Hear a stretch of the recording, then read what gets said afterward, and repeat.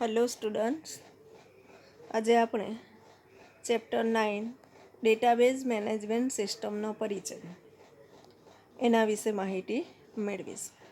તો વિદ્યાર્થી મિત્રો, પહેલાં તો આપણને એ ખબર હોવી જોઈએ કે ડેટાબેઝ એટલે શું, ડેટાબેઝ કોને કહેવાય.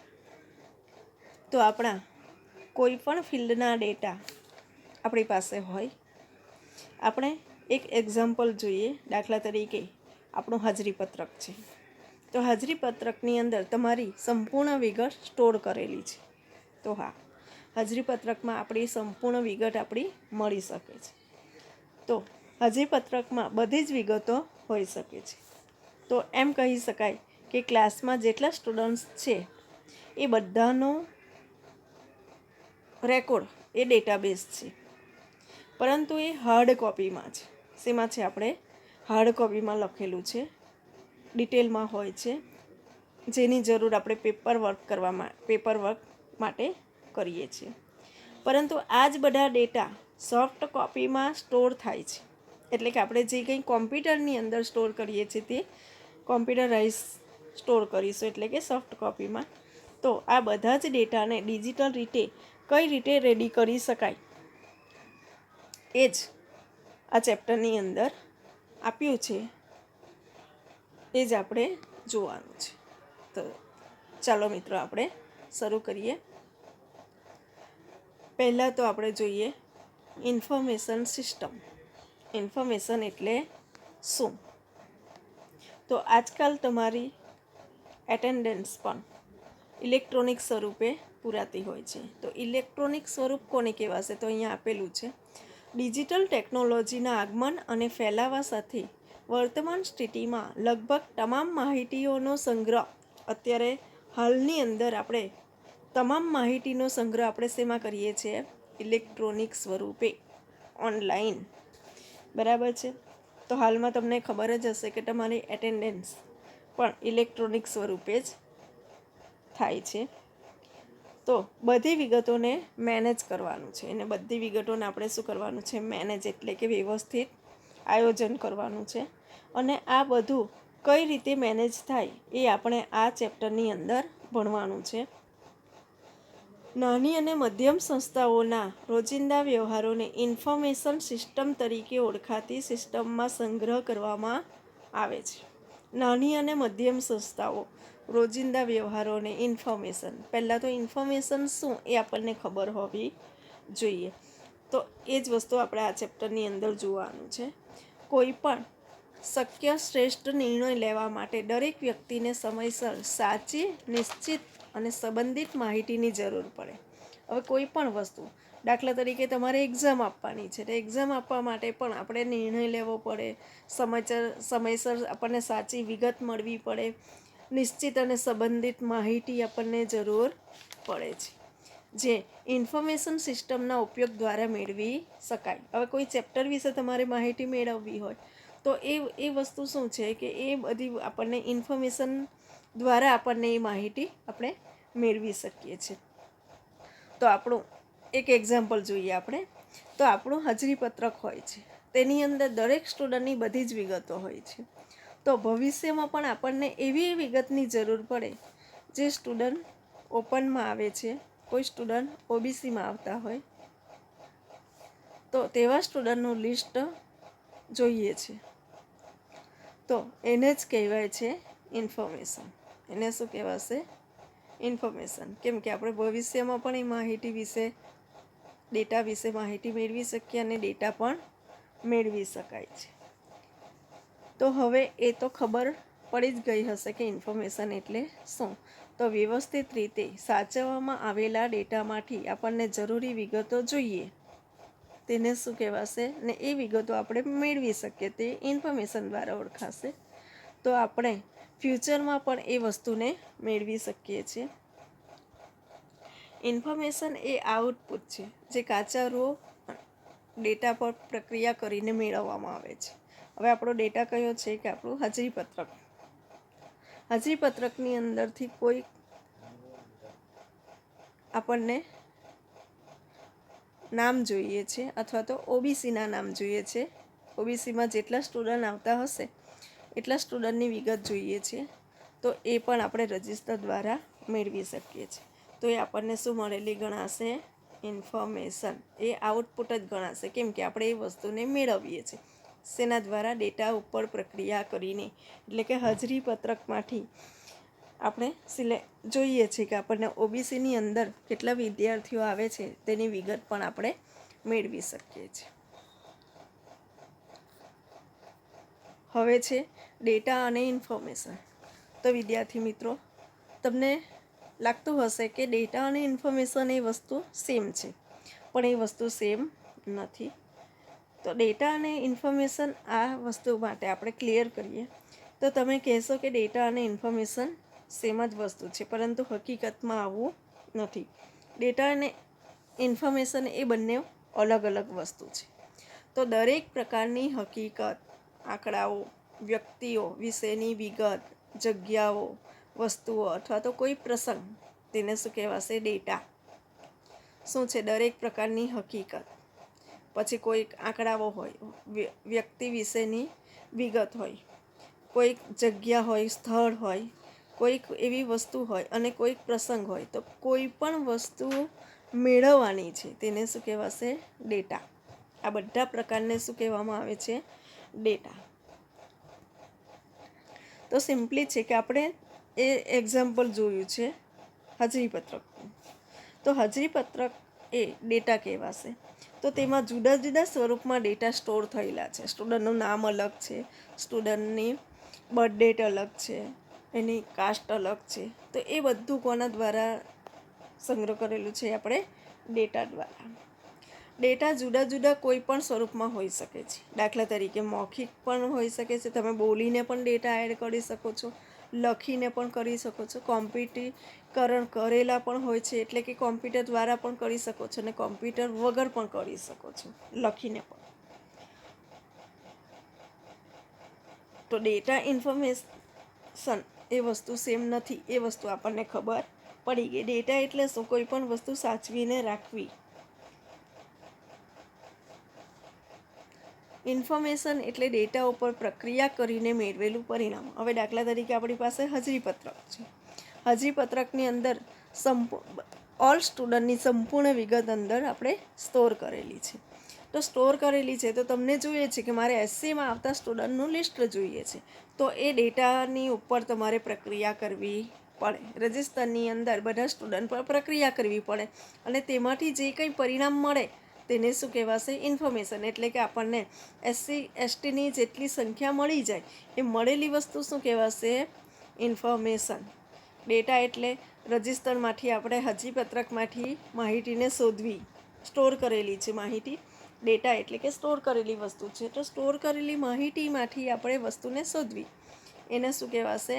શોધીને જે કંઈ આપણને આઉટપુટ મળે છે, પરિણામ એટલે કે આઉટપુટ મળે છે, તેને શું કહેવાશે? ઇન્ફોર્મેશન. ઇન્ફોર્મેશન આપણને ઉપયોગી છે કારણ કે તે નિર્ણય લેવા માટેનો પાયો છે. તો વિદ્યાર્થી મિત્રો, અહીં તમને ડેટા અને ઇન્ફોર્મેશન વિશે માહિતી મળી ગઈ હશે. ડેટા પણ અલગ છે અને ઇન્ફોર્મેશન પણ અલગ છે. ડેટા એ સ્ટોર કરેલી વસ્તુ છે જે મૌખિક રીતે, લેખિત રીતે કોમ્પ્યુટરની અંદર, દાખલા તરીકે અટેન્ડન્સ આપણે પૂરીએ છીએ તે કોમ્પ્યુટરની અંદર આપણે સ્ટોર કરીએ છીએ. એ પણ એક પ્રકારનો ડેટા જ છે. કોમ્પ્યુટરીકરણ ન કરેલો ડેટા એટલે કે આપણે લેખિતમાં રાખીએ છીએ, દાખલા તરીકે રજિસ્ટરની અંદર સ્ટોર કરીએ છીએ.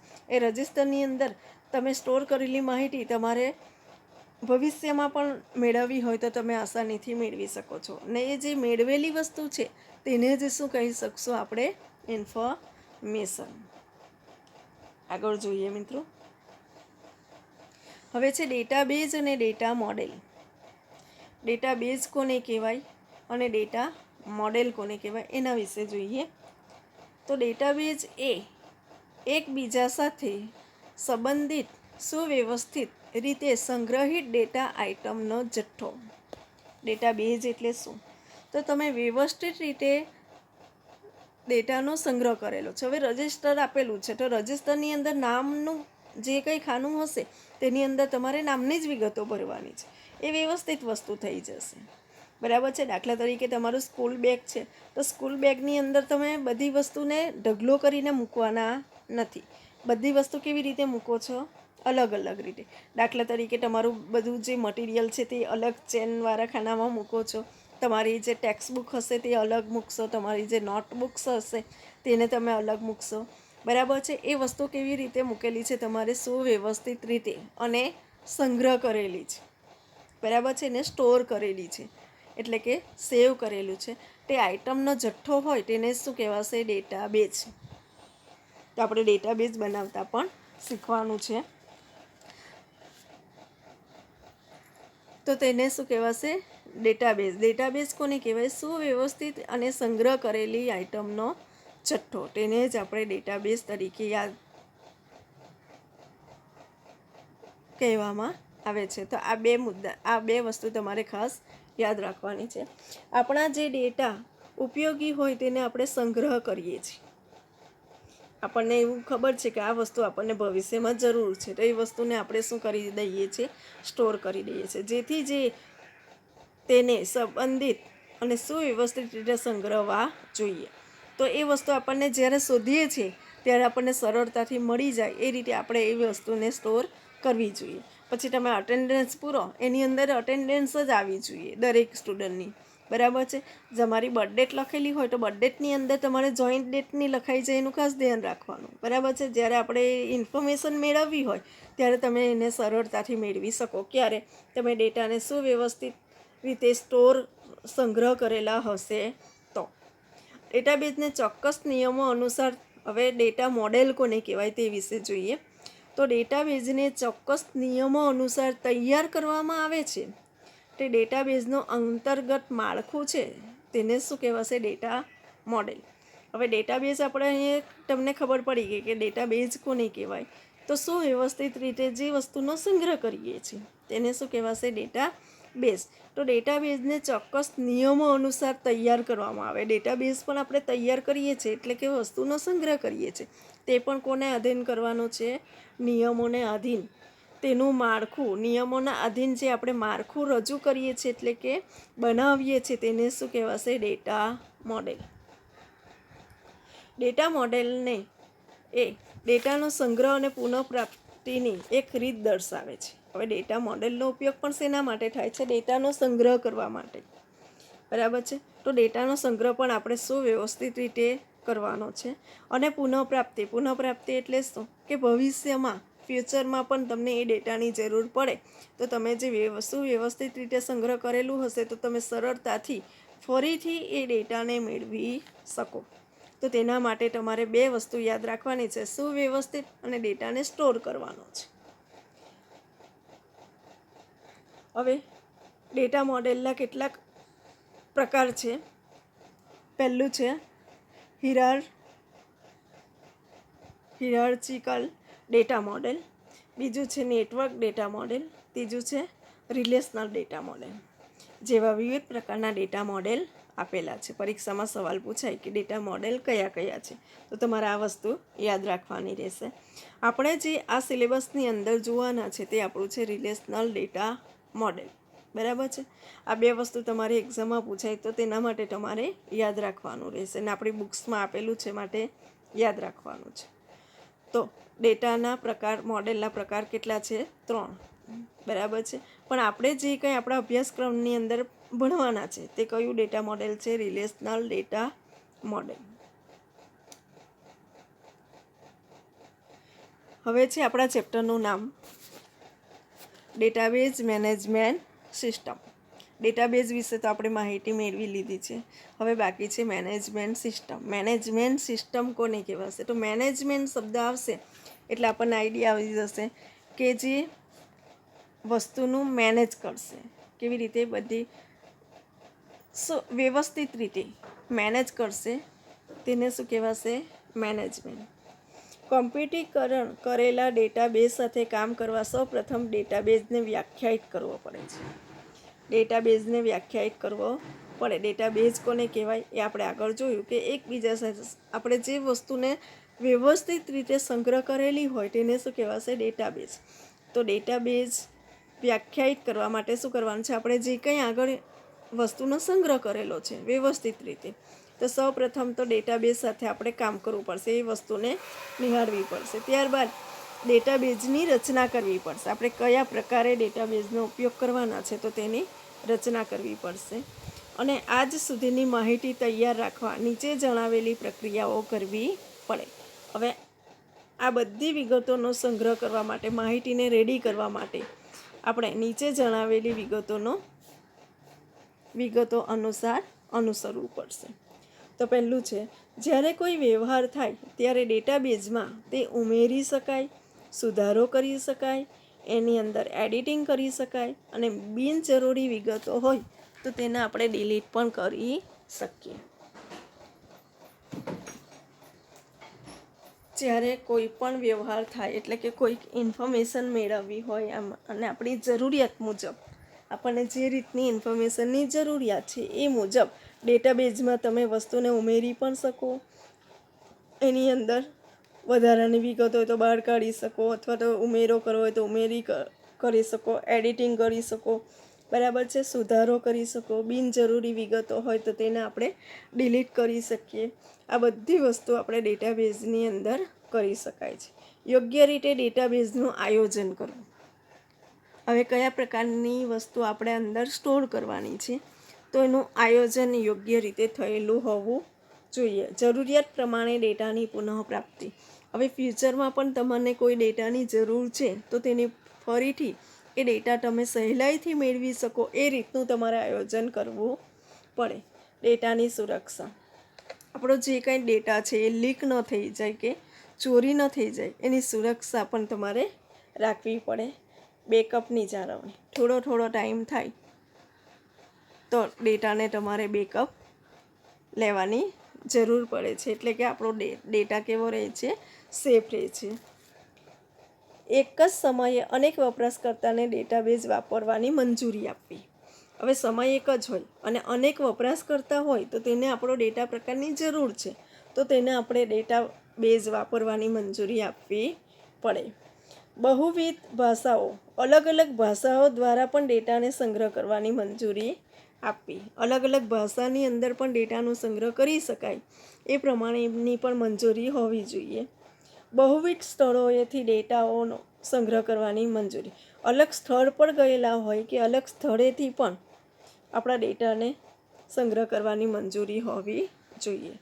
તો વિદ્યાર્થી મિત્રો, ડેટાબેઝ મેનેજમેન્ટ સિસ્ટમ કોને કહેવાય એ તમને ખ્યાલ આવી ગયો હશે.